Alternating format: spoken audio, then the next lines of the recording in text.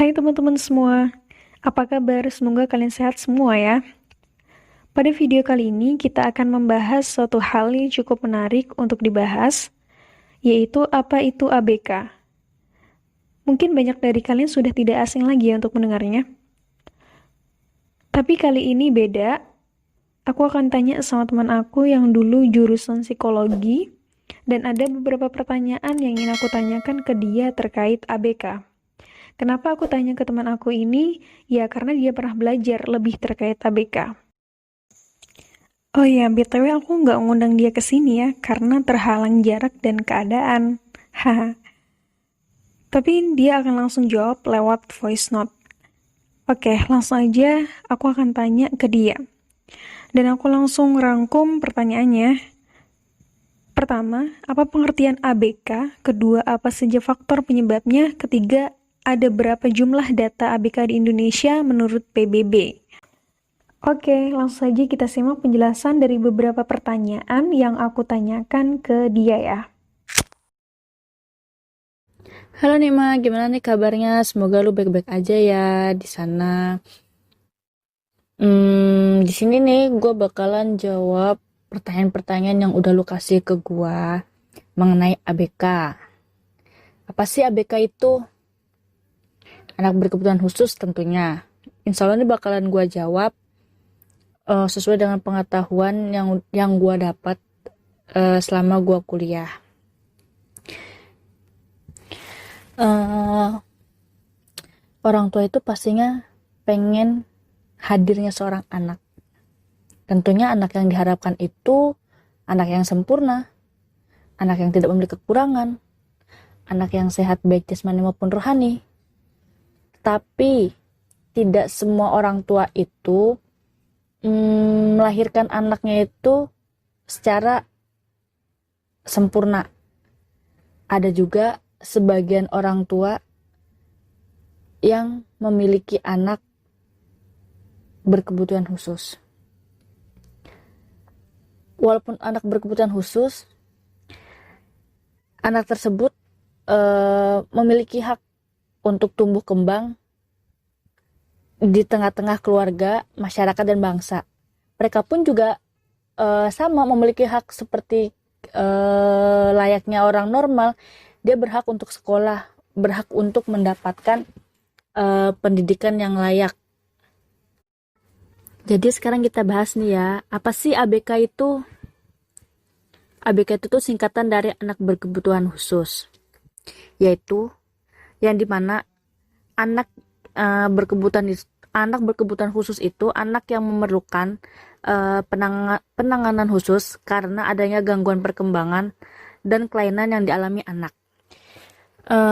Banyak orang mengenal anak berkebutuhan khusus itu dengan istilah disability, yaitu dimana anak berkebutuhan khusus itu anak yang memiliki keterbatasan di salah satu atau beberapa kemampuan baik secara fisik, contohnya itu seperti tunanetra dan tunarungu. Dan kalau sifatnya keterbatasan psikologis seperti autisme dan ADHD. Selain pengertian ABK yang tadi, ABK itu juga bersinggungan dengan istilahnya tuh tumbuh kembang anak baik secara normal ataupun abnormal. Kalau pada anak berkebutuhan khusus, tumbuh kembang yang terjadi itu bersifat abnormal. Contohnya itu terdapat penundaan tumbuh kembang yang biasanya tampak di usia balita. Contohnya, misalnya anak usia 2 tahun harus sudah bisa jalan, tapi anak tersebut baru bisa berjalan di usia 3 tahun. Disitulah terdapat penundaan tumbuh kembang anak. Dan hal tersebut menjadi dasar tergolongnya anak berkebutuhan khusus karena tumbuh kembang anak tersebut tidak sesuai dengan usia perkembangannya. Jadi di sini gue itu baca, maksudnya gue itu ilmu yang gue sharing ini gue juga baca dari Psikologi Anak Berkebutuhan Khusus yang ditulis oleh Dini Ratri Desiningrum. Nah, di sini sih gue juga bakalan jelasin sedikit tentang prevalensi anak berkebutuhan khusus atau jumlahnya lah ya gitu. Jumlah anak ABK itu di Indonesia dari tahun ke tahun itu terus meningkat.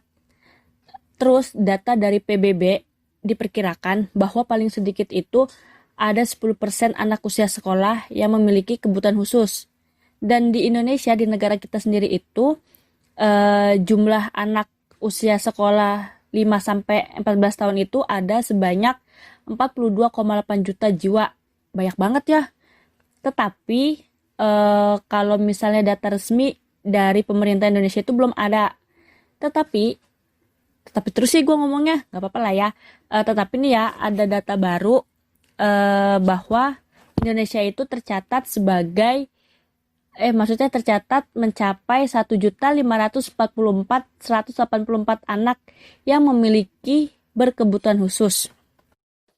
Terus adapun penyebab anak berkebutuhan khusus itu ada 3.